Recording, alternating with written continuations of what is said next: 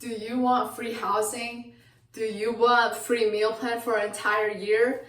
Well, if you said yes to any of those questions, this is my guide on how to be a RA from someone who got rejected in the RA process. So first, I want to ask you these questions. RA is resident advisor. First, I want to ask you these questions. Why do you want to be a RA? If someone asks you this question and your purpose is just, my purpose in becoming an RA is free housing, you're going to get rejected. Don't say that, and that shouldn't be your purpose, because you are managing an entire hall, maybe sometimes 70, 90 students, maybe even 100 students or over that if you have a co-RA. So let me tell you the process and my story. During the written process, my advice would probably be really specific about your examples. As first year when I was applying, usually the people evaluating your applications, those people hiring you, they would go for upperclassmen. Probably second or third years, and you're gonna be last on the priority list. I only know like a few second years who are RAs, because in their eyes, you don't have experience. You're just as new as these incoming freshmen, and you probably don't do a lot of things on campus. You probably don't have your stuff together, but no matter which year you are, if you can prove that you are confident in what you know, you're comfortable at school, you're not super stressed out freshman with that nervous energy, you do a lot of extracurriculars, I think you can really stand out. So yeah, one thing that I did really bad on was that I was not really specific in the written application. Written application, it asks you these scenario questions, right? How would you respond to this situation? What would you do in this scenario? Take an example from your life. It has to be maybe like a leadership position. It can be a time at home, maybe a time where you resolve the issue. Use that experience, be specific in the details, and do these things. Show what happened, how you resolved it, and maybe what you learned from it, or how you were the person that was able to solve that, and how you took this experience and how you can apply it to the question.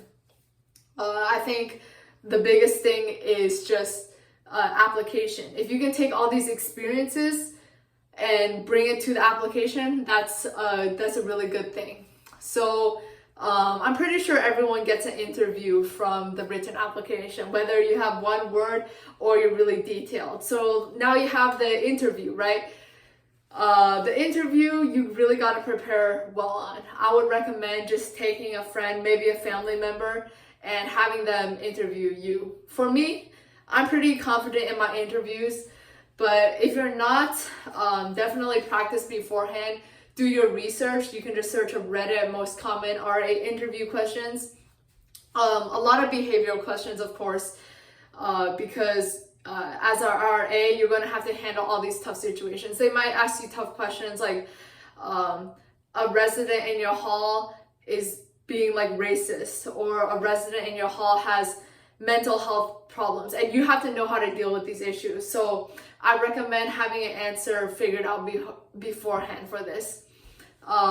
For me, I definitely felt like there was a bit of unfairness in my interview, just because I talked to my RA who helped me out so much in the process, and she told me a lot of stuff that was going to be on the interview, like these questions. So I did research on all of these things. I went on like our school's website, searched for like active anti-racism resources for everyone, mental health resources.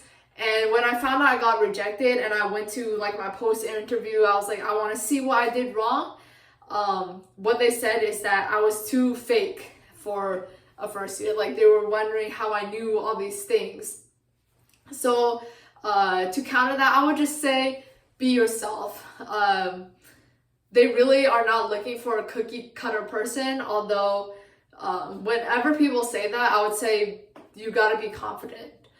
If you don't act like you're confident, you don't act like you know what you're talking about, why would they hire you? Why would they hire you, a student, to look over other students? Because you're going to be that person that the students are going to turn to, even if you're not responsible for the academics, they're going to turn for that. They're going to turn to you for mental health. They're going to turn to you for community.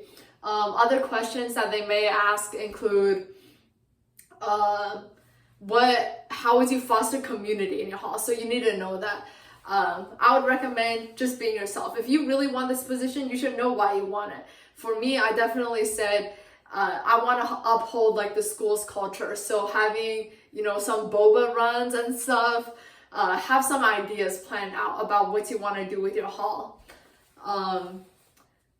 Definitely be specific, show that you have experience, whether that be through like a dance team, clubs on campus. Just show that you're not naive enough that they don't trust you with other people. Show them that, you really want that role, and be a really genuine person. One thing that also helps is asking for referrals. So if you know a RA, current one, ask them if they can pass your name down, because that definitely helps. People that get hired, it's not a coincidence that a lot of them are friends with each other. But anyways, I hope this helped you. Please reach out if you have any more questions. And if you're really passionate about something and you're doing it for the right reasons, you really want to help like these new first years, then just go for it.